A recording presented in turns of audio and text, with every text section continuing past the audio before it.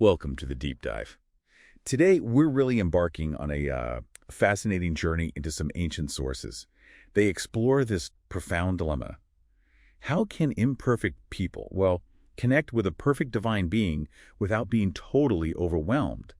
Our mission here is to pull out the most surprising insights, really give you a shortcut to understanding why this idea of a new covenant mediator is so central. Absolutely. And what's really captivating, I think, is how these narratives show a kind of historical journey. It's not just what changed in that divine connection, but really why a whole new approach became, essential. Okay, yeah, let's unpack that journey then. Yeah. Our sources describe this pretty intense scene at Mount Sinai. You've got thunder, lightning, thick smoke.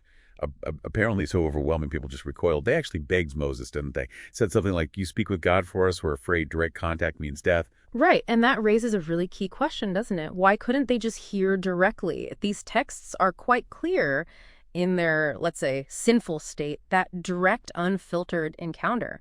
It would have meant instant death. So Moses steps in, acts as a temporary go-between. He even pleads for them. But even Moses, being a created being himself, couldn't offer the lasting fix for this fundamental disconnect. Okay, so Moses was a mediator, but you're saying it wasn't enough. What were the specific shortcomings of that first covenant? Well, that leads to a really crucial point. This first agreement, the one through Moses, it had some deep limitations. For one, it was mediated by angels, which kind of hints at its nature. And it was sealed with animal blood, again, suggesting something, temporary. And maybe most critically, it was written on stone tablets. Stone tablets that could break. Exactly. Physically breakable, like when Moses smashed them, right? Yep. But also symbolically breakable because people just couldn't consistently live up to it.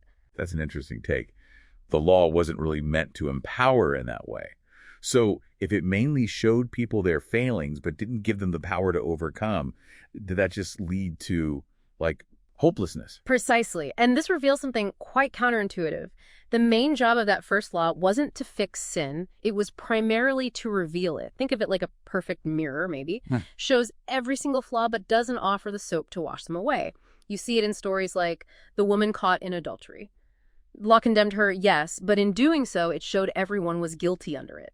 And that realization, that collective failure, it does create a kind of despair. It signals that something much deeper was needed. Right. So the old system basically highlighted the problem. Where did things go from there? This is where it gets really interesting, I think. The sources point towards a prophecy of a future prophet, someone described as being like Moses. But then the radical twist is that this promised mediator isn't just another person. It's God himself taking on human form, the Messiah. Yes. And connecting that to the bigger picture, this divine mediator is, utterly unique. He's presented as the only one truly capable of reconciling God and humanity. More than that, even unifying all of creation in himself. And he sets up a new covenant, not with animal blood this time. With his own blood, his own life. Exactly, with his own life's blood. And that sacrifice, it fundamentally changes the whole equation. And this isn't just theoretical, right?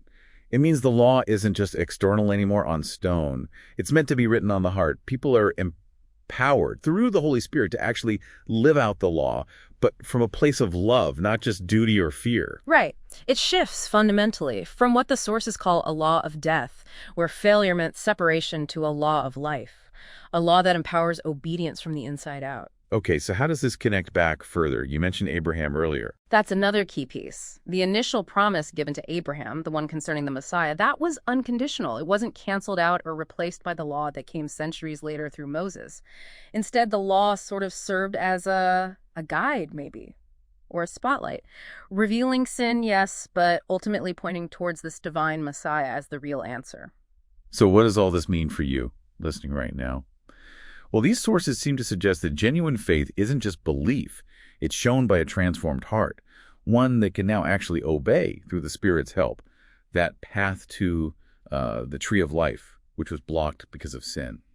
It becomes accessible again through this new way, this new covenant. Yeah, this whole deep dive really lays out a profound journey, doesn't it? Moving from a relationship based on external rules and, frankly, fear towards one rooted in love and internal transformation.